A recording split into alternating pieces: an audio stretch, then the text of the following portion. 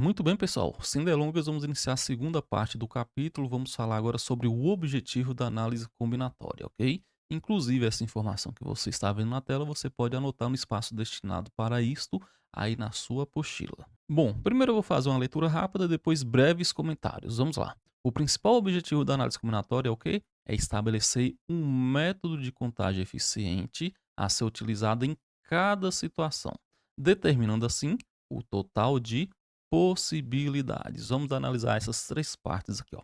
O que vem, gente, a ser métodos de contagem. Imagine uma questão de análise combinatória na sua frente. Métodos de contagem é o raciocínio, é a estratégia, é a metodologia que você vai usar para resolver essa bendita questão. Simplesmente isso. E por que em cada situação, gente? Muito simples. Agora vamos analisar 10 questões de análise combinatória na sua frente. Olha só, essas 10 questões, O que todas significa isso, diferentes Daniel? entre Gente, si, isso significa elas podem ser exatamente o contrário do que feitas, foi óbvio, feito lá na dependendo da primeira proposta parte da do questão, capítulo. de sua linha de Lá no raciocínio. vídeo Essas anterior, 10 nós questões podem ser listamos o quê? feitas de maneiras Situação por totalmente situação, diferentes, hipótese por umas a hipótese outras, e possibilidade por inclusive de possibilidade, maneiras depois iguais ou somamos tudo muito para ter o semelhantes. total de Tudo vai situações depender possíveis. da Aqui vai ser sua feito tudo ao estratégia, contrário. A metodologia, partir do do momento que a gente método de entrega a contagem que você vai metodologia usar para adequada na resolver essas questão, 10 ela vai questões. ser resolvida, gente, ó, Simplesmente isso. simplesmente em um clique. Determinando O assim objetivo da análise o combinatória se total de resume a isso: aplicar uma possibilidades. metodologia adequada e resolver a questão de maneira imediata. Simplesmente isso. Dito isso, vamos estudar agora os métodos de contagem, as estratégias que nós podemos usar em uma questão, certo? Deixa eu marcar aqui, ó. Vamos trabalhar agora métodos de contagem. Os métodos, gente, de contagem, eles se dividem em dois grupos. Nós vamos ter os princípios e teremos os agrupamentos.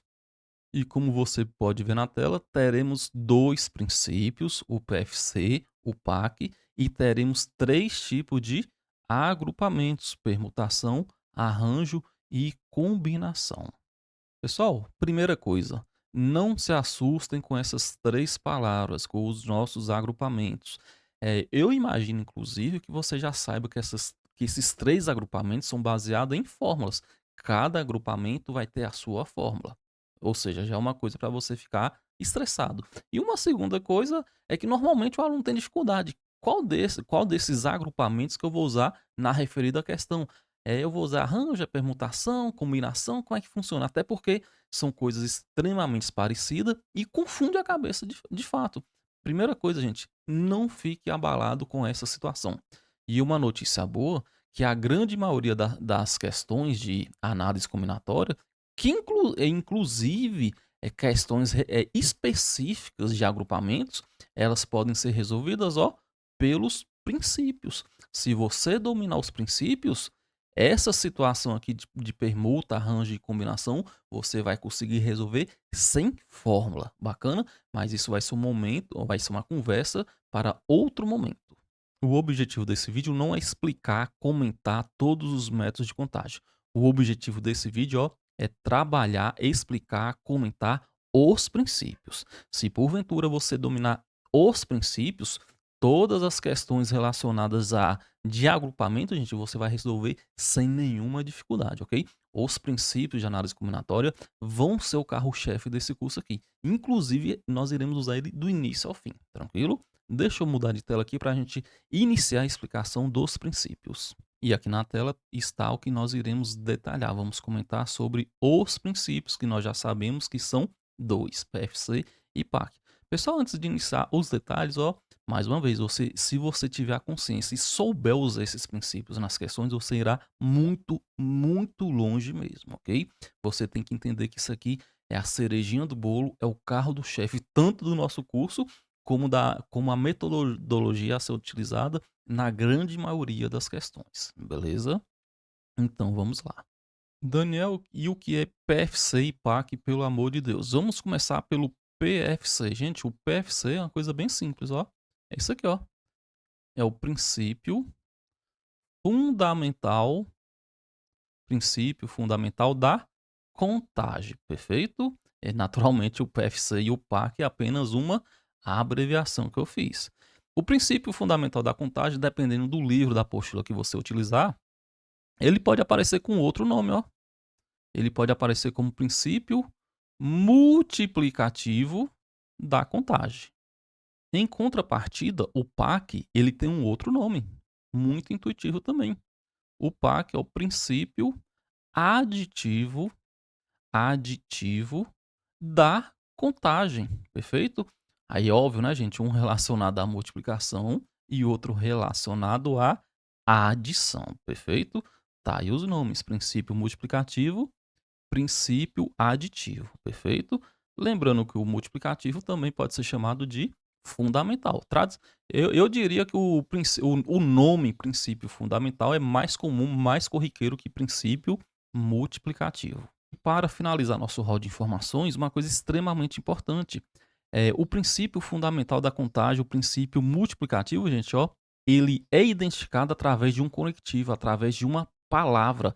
A palavrinha e caracteriza o princípio multiplicativo. E uma coisa óbvia, né, gente? Essa palavrinha e o princípio fundamental, essa palavrinha e está associada a uma operação mágica, ó, chamada de multiplicação. Chega a ser óbvio, certo? E no caso do princípio aditivo, o conectivo, a palavrinha que caracteriza esse princípio é o ou. E obviamente ele está associado a uma operação matemática, ó, chamada de adição, perfeito? O famoso mais. Bom, pessoal, as partes teóricas e essenciais relacionadas aos princípios já estão aí na tela, você pode anotar. E agora eu vou fazer alguns comentários antes da gente entender como que isso funciona nas questões, ok? O primeiro comentário é só reforçando o que já foi dito. Os princípios são a cerejinha do bolo, é o carro-chefe para a resolução das nossas questões, beleza?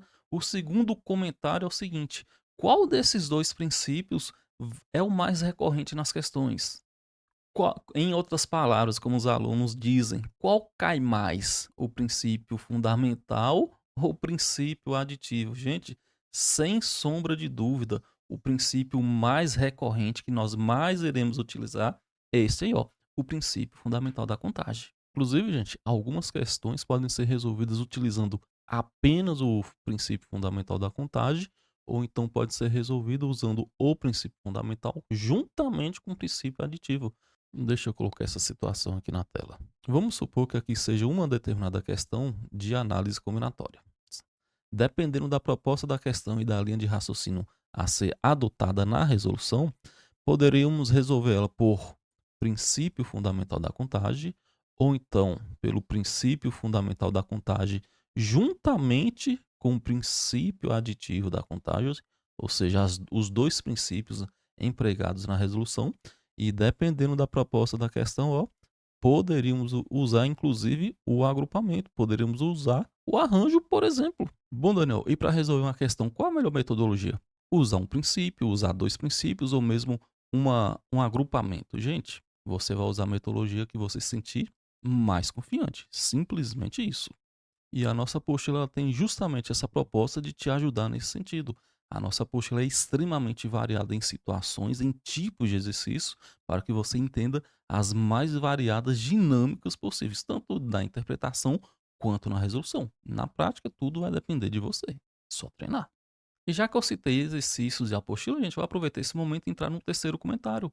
Os tópicos iniciais de nossa apostila, elas são resolvidas pelo princípio fundamental. Embora alguns podem ser resolvidos pelo princípio fundamental e pelo princípio aditivo, os dois combinados, beleza?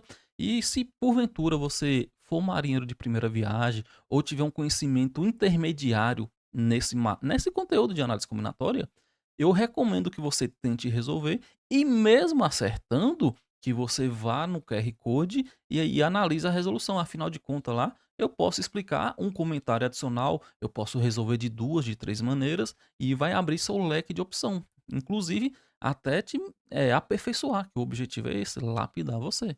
E para finalizar meus comentários, gente, ó, vou falar um pouquinho sobre o princípio aditivo da contagem. Já foi dito que o carro-chefe é quem? O carro-chefe é o fundamental. Mas o princípio aditivo da contagem pode cair nas nossas provas. Não é uma coisa corriqueira, ok? Mas pode acontecer. Inclusive, lá na frente, em nossa apostila, nós teremos um capítulo com questões totalmente direcionadas, específicas e melhor elaborada para ser resolvidas através do princípio fundamental da contagem, beleza? Olha só, vamos deixar de papo, já falei muito, agora vamos entender como que funciona nas questões o princípio fundamental e o princípio aditivo da contagem. Vamos lá, deixa eu mudar de tela aqui agora. E para entender a dinâmica dos princípios em uma questão de análise combinatória, pessoal, eu vou usar essa mesma questão que já foi apresentada para vocês no vídeo anterior. Inclusive, o diagrama de árvore já está feito com as suas 12 combinações, com as suas 12 possibilidades, beleza? Deixa eu limpar a tela aqui para a gente visualizar os princípios nessa questão. Olha só, um dado e uma moeda, elas foram lançadas simultaneamente. Quantos são os possíveis resultados? O que é que nós podemos encontrar entre um dado e uma moeda? Olha só, nós podemos obter a cara e o número um, ou então eu posso encontrar a cara e o número 2, ou então podemos obter a cara e o número 3, ou então podemos encontrar a cara e o número 4, ou então cara e o número 5, ou então a cara e o número 6, beleza? Deixa eu só trocar de cor para a gente padronizar. É só isso que podemos obter? Não, ainda temos a outra situação. Também podemos encontrar coroa e o número um, ou então podemos encontrar coroa e o número 2, ou então podemos obter a coroa e o número 3, ou então podemos encontrar a coroa e o número 4, ou então a coroa e o número 5. Bacana? E para finalizar, ou podemos encontrar também, podemos obter a coroa e o número 6. E dessa forma, vamos continuar tendo as mesmas 12 combinações, situações, possibilidades entre um dado e uma moeda. Mas é assim que a gente vai resolver as questões, Daniel? De maneira alguma, gente. Eu só estou mostrando para vocês a dinâmica do princípio, a existência dos princípios em uma questão de análise combinatória, beleza? E aproveitando o embalo, eu vou usar a outra questão do vídeo anterior para a gente ver os princípios na referida questão. Deixa eu mudar aqui de tela. Sabendo que uma pessoa possui 3 calças, 2 blusas e 2 pares de sapatos, de quantas formas essa pessoa pode se vestir? Pessoal, o diagrama de árvores relativo a essa questão já está feito, assim como todas as suas 12 combinações, hipóteses, situações possíveis, beleza? Mas o objetivo aqui não é resolver essa questão através de diagramas, é apenas mostrar como que os princípios funcionam na dinâmica desse exemplo. Então vamos lá. O que é que nós podemos obter? Podemos encontrar podemos obter a calça um e a blusa um e o sapato um, ou então podemos obter quem? Calça um e blusa um e sapato 2, ou então podemos obter calça um e blusa 2 e sapato um, ou então podemos obter calça um e blusa 2 e sapato 2. Continuando. Ou então podemos encontrar quem? Calça 2 e blusa um e sapato um, ou então podemos encontrar calça 2 e blusa um e sapato 2. Ou então podemos obter calça 2 e blusa 2 e sapato um, ou então a nossa próxima possibilidade vai ser calça 2 e blusa 2 e sapato 2. Ou então, o que mais pode acontecer? Ou então podemos obter calça 3 e blusa um e sapato um, ou então calça 3 e blusa um e sapato 2. Ou então pode acontecer de obter calça 3 e blusa 2 e sapato um, e finalizando, ou poderemos obter calça 3 e blusa 2 e sapato 2. E naturalmente, pessoal, vamos manter as mesmas 12 opções, situações, possibilidades, combinações entre o quê? Entre 3 calças, 2 blusas e 2 pares de sapatos. E mais uma vez, nós não iremos resolver as questões de análise dessa maneira que você acabou de ver. O que nós acabamos de ver foi o quê? Foi a participação, a atuação dos princípios nas questões, ok? Mas a resolução que nós iremos adotar não vai ser desse jeito, ok? Então, Daniel, como que vai ser? Pessoal, a situação é o seguinte: você vai seguir a nossa apostila e você vai entrar no próximo rol de exemplos. Lá vai acontecer duas situações. Primeira situação: todos os nossos exemplos são diferentes entre si.